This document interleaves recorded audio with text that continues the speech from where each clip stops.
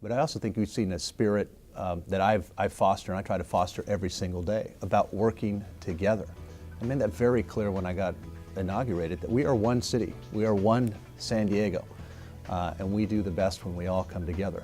And I think that that's the right style of leadership, and I think it serves our residents the best.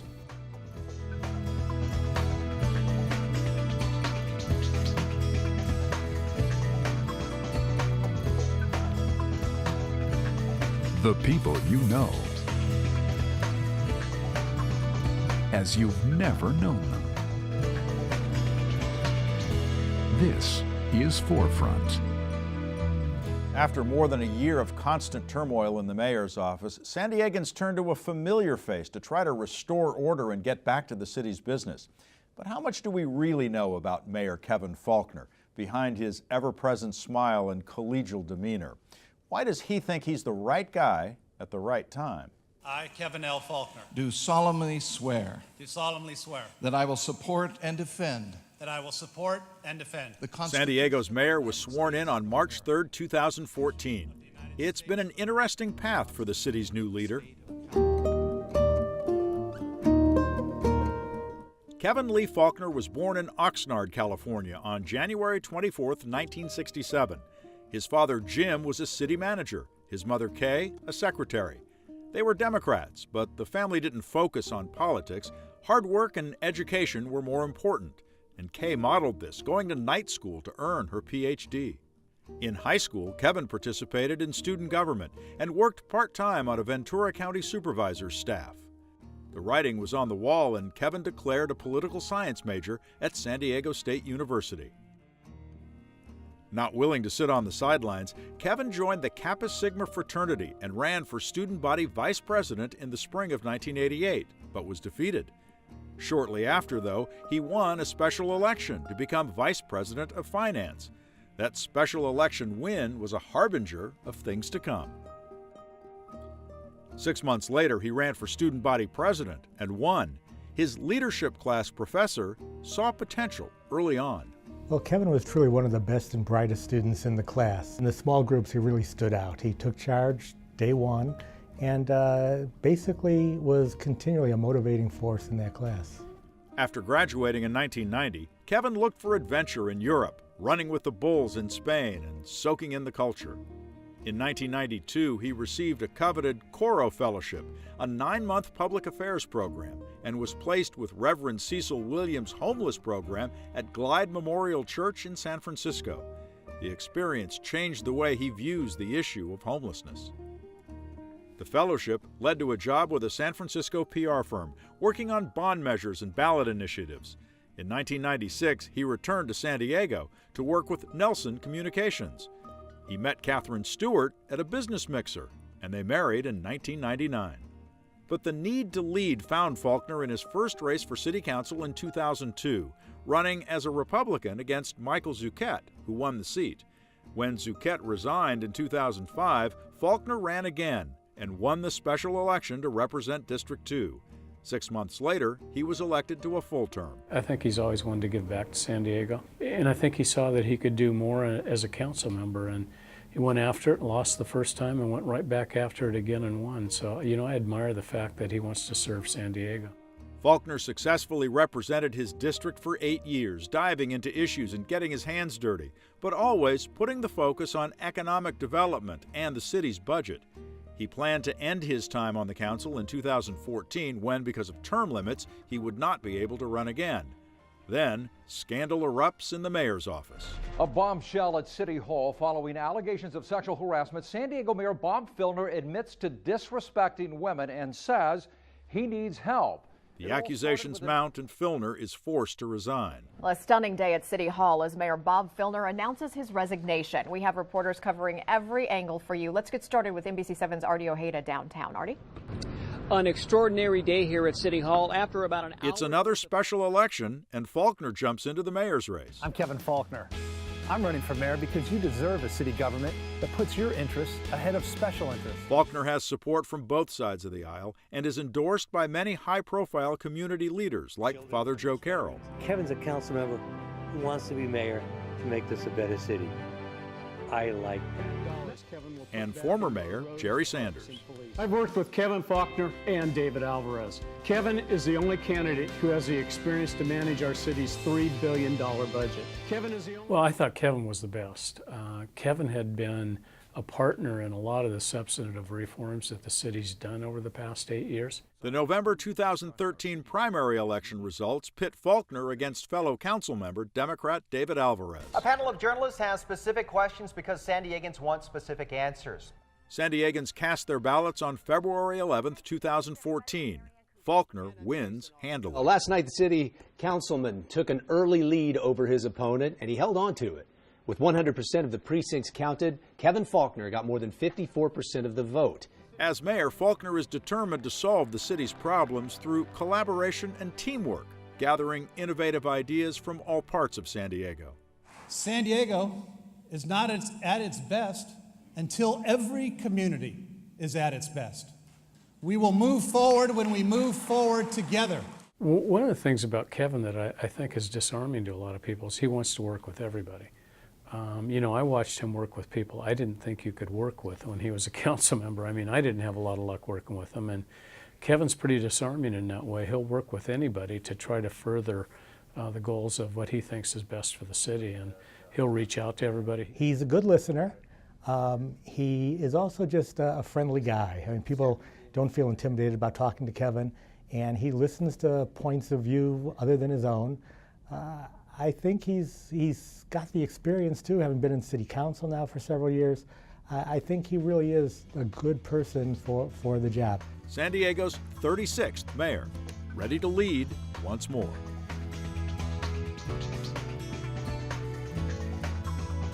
And you come by this honestly. I mean, as a young boy, your father worked for the city of Oxnard. He did, and you used to tag along. Yeah, when I was young and growing up, my dad was the deputy city manager, and so I'd spend many an evening in the back of the Oxnard City Council chambers with my dad up doing his thing, sometimes me doing homework in the back. And so, yeah, you know, growing up, both myself and my sister, my mom and dad both really tried to instill in us at early ages civic engagement.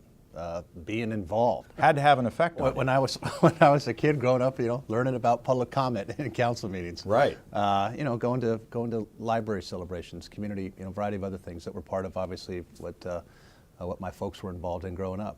So yeah, I enjoyed it, and obviously I got involved in student government at San Diego State, proud Aztec, and it never really left me. Right. I mean, I wouldn't be where I was today if it wasn't for the world-class education that I got at San Diego State, but also the life experiences that I was taught at San Diego State. Part of that was in the fraternity, part of that was at student government, part of that was fighting for classes and parking spaces out in SDSU in the 80s.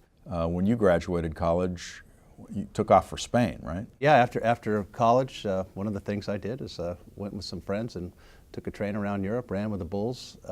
Interesting experience. You get back, and again, you don't go straight into the workforce. You got something called a Coro Fellowship in San Francisco. That seems to be a pretty important turning point in your life. Explain what that is. I applied to the Coro Foundation, and one of the reasons that I did was because its focus on experiential learning. And so it was a year-long program. It was different cities across the country. I was put up in San Francisco, and it's a series, if you will, of really in-depth and rigorous internships, for lack of a better word, but on-the-job training immediately. So you're placed in the private sector, nonprofit sector, political campaigns, and just a variety of real-world experiences where you're challenged. It was one of the best things I ever did, and really cemented in myself the absolute need. If you want to change things, you better be involved and step up. Yeah, one of its goals, I guess the main goal, is to challenge preconceived notions, and so they try to stick people out of their comfort zone. You got an internship with the Reverend Cecil Williams at Glide Memorial Church. Now, one this is of a kind. Mega church. Yeah, absolutely. Whose mission is to attack homelessness. It was and is. Yeah. And so I was put there in the crisis center, right in the Tenderloin in San Francisco for about a month and a half. And you know, when I think back to you know, the needs and the people that would come through that door on a daily basis, it was vastly different than what I had been exposed to, certainly growing up, and it made a profound impact on me. And when I think about a lot of the programs that we're trying to do here and are doing in the city of San Diego, I often think back to that experience at Glide. So after Coro, you go to work in the private sector for a public relations firm, put in and mostly focused on governmental contracts. Yeah, I was up in San Francisco for a while and stayed up there after the fellowship program, worked for a great firm up in San Francisco. Knew I wanted to come back to San Diego, and so came back. Worked for a PR firm here in San Diego as well. And there's no substitute, I think, Dennis, when you're, particularly in the job, when you're representing, whether you're the council or the mayor, that private sector experience, I think, is essential as we're trying to create good quality jobs, attracting businesses here to San Diego, knowing the impact, the positive impact that government could have, but also knowing when City Hall needs to get out of the way. And so I think that focus that I've had, that experience has prepared me well for this job.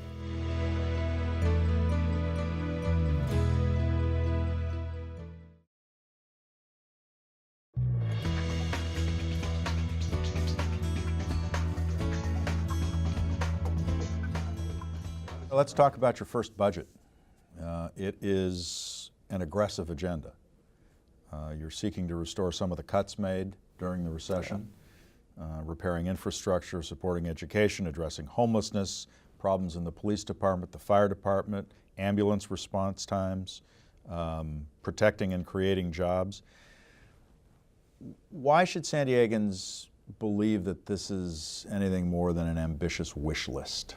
Well, it's a good news budget, and the good news is, Dennis, it's not a wish list. It's projects that we're going to do, and we have the revenues to do them because of a lot of the tough choices that we've had to make as a city, and because of the reforms that I've supported, the voters have supported, specifically pension reform, managed competition.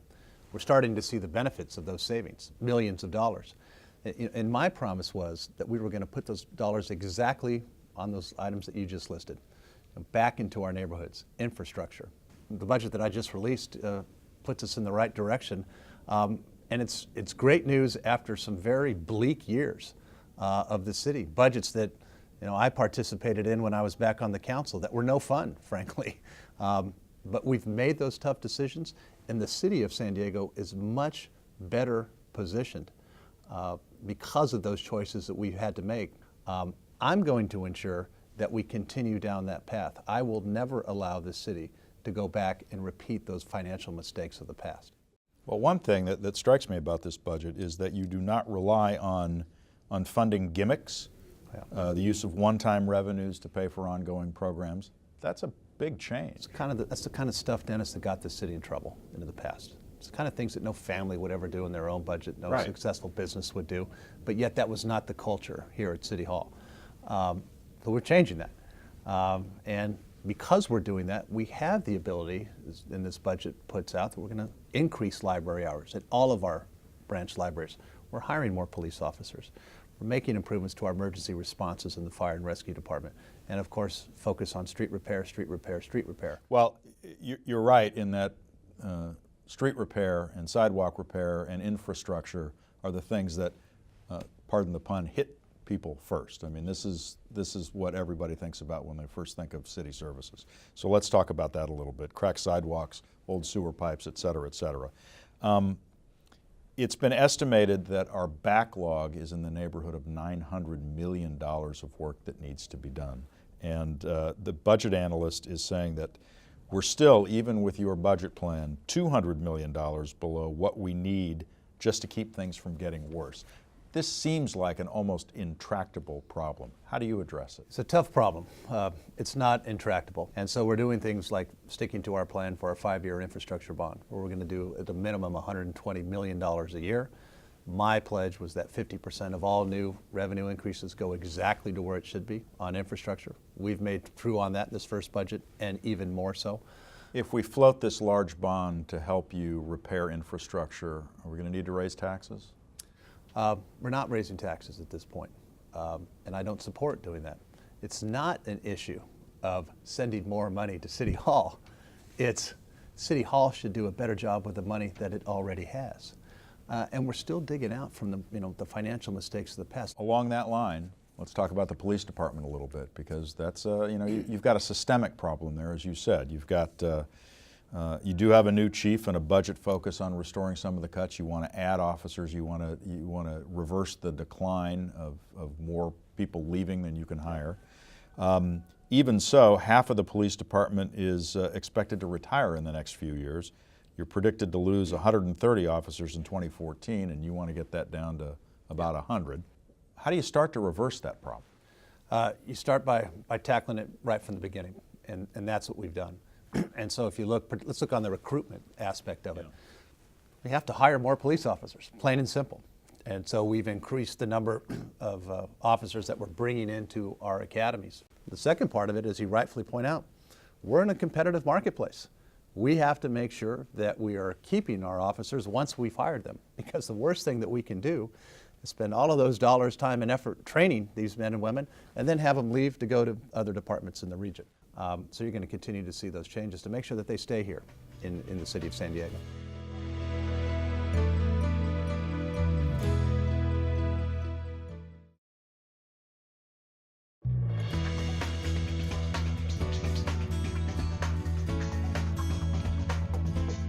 Let's talk about fire department and fire and rescue. Yeah.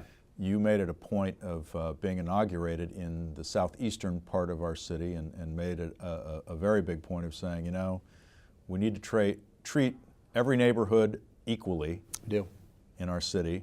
But the fact of the matter is that for emergency calls, and especially ambulance calls, we don't treat some of our neighborhoods equally. The response times in some of the poorer neighborhoods are pretty terrible. You've made it a goal to fix that. How do you go about doing it? We're doing it immediately, and you know, it's not just a goal. It's we have to have results there, because when you dial 911, doesn't matter. It shouldn't matter which neighborhood you were in. You're going to get prompt, fast, great quality service from whether it's our fire rescue or our police department.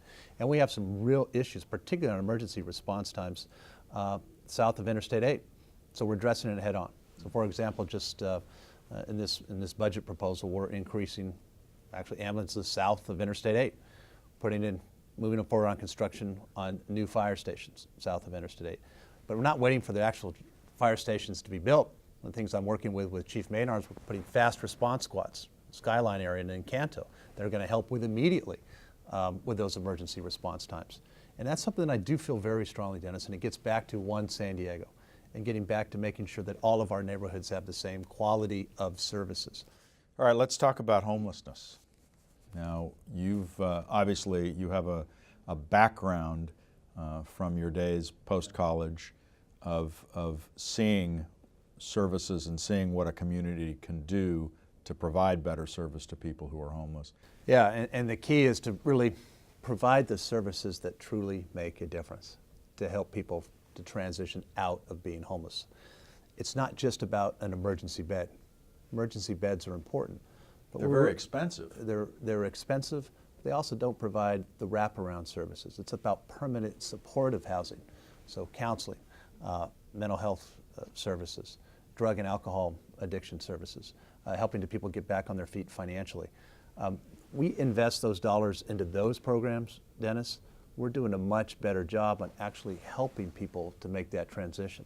And one thing I noticed in your budget is that you're refunding something that was very big a couple of years ago, the serial inebriate program, to kind of help some of that population off the street. It is, and our police department did a great job in that program, and that's why we put some dollars back there. And you hit the nail on the head. The unfortunate reality is, you know, a significant segment of our homeless population is what we call dually diagnosed, meaning they have mental health or substance abuse problems. Very tough to get at and to get through. Doesn't mean you don't try. And even though some of these people have some of the most acute needs, that's what that program is designed to do to help. We're going to continue that to make a difference, and to not just make a dent, but to truly help show results for these people.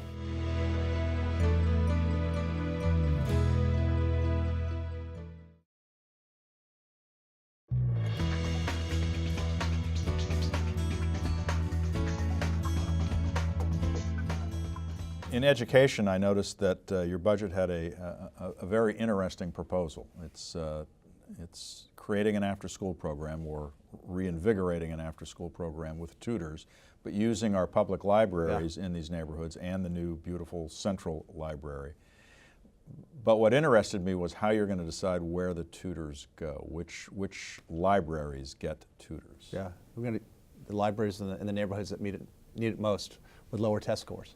And I'm excited about this program because it's a real partnership with our school district and Superintendent Cindy Martin, who I think is doing a fantastic job.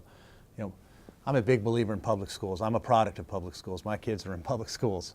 It defines who we are as a city and how successful we're going to be, not only now, but for the future. And so it's very important that the city work very closely with our local schools. And so we have these resources at the library, and so we're going to add folks to come on and help kids with after school. You know, do your homework at the library. It's that simple. But sometimes that's all you need is a place to go, a place to help, somebody who's going to help you do that. Let's pivot to jobs in the economy and also kind of how it ties into our cross-border relations. But here's the one line that makes folks of a particular political persuasion sit up and furrow their brow. This is from the budget, or this is from your inaugural address. We will eliminate regulations that stifle economic growth. Now, some people think that's code for San Diego business as usual, as in businesses can do whatever they want. It's, you know, we turn over the keys to the developers here. We have to make changes to create good quality jobs and particularly support our small businesses in this city. And one of the things that this city has not done a very good job on is having certainty of process that allows people to be successful, to start businesses. It just takes too long. And if we're not growing good quality jobs in this city, they're going to go somewhere else. I'm not going to let that happen. I'm fighting for us here in San Diego. One other thing I would probably add, when we think about all of the opportunities with our partners to the south. Well, that's what I was going to add. Yeah, Tijuana and the mega region. I mean, increasingly, we don't look at it as Tijuana and San Diego. Look at it as one mega region. And the sky is the limit right now, Dennis, when we're looking at our ways to cooperate with each other. We have so many tremendous synergies as we can grow good quality jobs that help us both. And so I've spent a fair amount of time in just the first month and a half that I've been elected strengthening those ties. We've got a lot of work to do on infrastructure, goods and flow, getting the railroad going again. But I'm looking forward to it. And you know, the relationship that I have with Mayor Astiasaran, our Tijuana mayor, other leaders down in Baja, other leaders here in the United States, there's a lot of optimism, and rightfully so. So I'm very optimistic that we are well positioned as a region to take advantages of those strengths, and then we're creating good quality jobs on both sides of the border. I want to talk to you a little bit about your personal style. You're seen as a very, you know, you always have a big smile on your face. You're seen as the, you know, the quintessential laid-back San Diego personality. And do you think you're going to have to change your style of leadership now that you are the executive in charge of San Diego? Because, you know, you've been part of a team before. You were on the council. That was a team. Yep. Now you're it. I like to set very clear directions, very clear objectives. Ultimately, my job is to make sure that we're successful at that. But I try to do it in a way that we have a great teamwork. And as I said before, we bring people in very clear about where we're going, a lot of expectation management. But I'm very determined that we're going to achieve those objectives. It's not very long ago that you were sitting with your wife contemplating, well, what's next? I'm termed off the council next year. And now here you are in the most visible position in our region, directing, as we have talked about, a very ambitious budget that you have clear expectations for. Just talk about the whirlwind. You know, everybody should run for mayor at some point in their life. It's a great experience. Yeah, it is a whirlwind. You know, every campaign is, but obviously particularly more so when you're running for mayor. But you know what? I wouldn't trade that for the world. I mean, the ability to go out as we crisscrossed literally every single neighborhood in the city, from San Ysidro up to Rancho Bernardo. You know, the strength of who we are, San Diegans. It's our people. It's our neighbors. and to have that opportunity not only to get out there when you're campaigning, but more so now what I love most about the job is when we're out doing town halls, when we're out trying to solve problems, and making sure we're making the changes here to be responsible to help solve those problems. It is a whirlwind. No 2 days are alike, but at the same time, bringing my experience in the way I approach problem solving, I like to think we're making a real difference, and we'll see how well we're judged in the next several years.